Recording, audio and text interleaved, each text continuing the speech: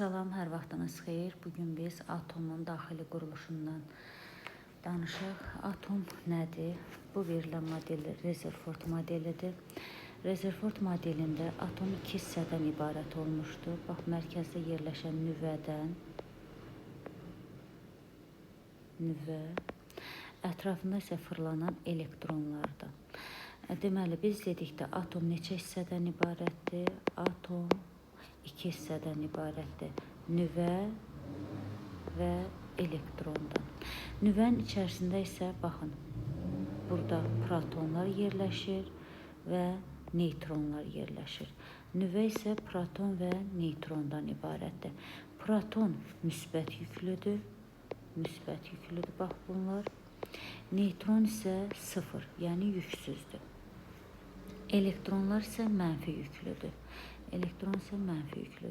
İndi buradan hansı suallar çıxır? Atom hansı hissəciklərdən ibarətdir?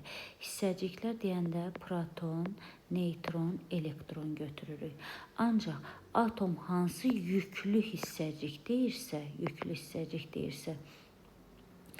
proton və elektron. Çünki proton müsbət yüklüdür, elektron mənfi yüklüdür. Nüvə desə hansı hissəciklərdən ibarətdir? Nüvə yenə proton və neytrondan ibarətdir.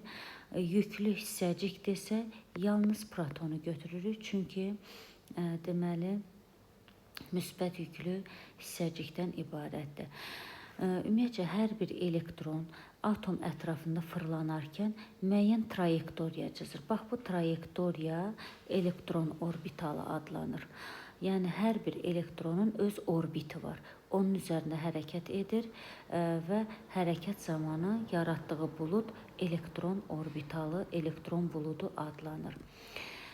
Bundan başqa nüvədə yerləşir proton və neytron.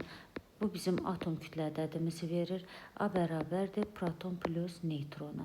Yəni, protonların cəmi və neytronların cəmi bir yerdə bizə atomun kütlə ədədini verir.